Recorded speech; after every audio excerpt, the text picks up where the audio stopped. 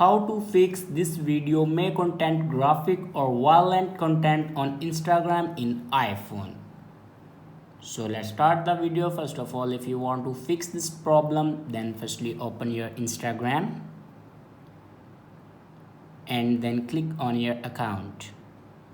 Now on top right corner you can see these three lines. Now click on it and then scroll down, and here you can see the option content preferences. Now click on it and then click on sensitive content. Now here you can choose how much sensitive content to see: less, standard, more. Here you can select your option. So this is the way to fix this problem. I hope this video is helpful for you. Thanks for watching.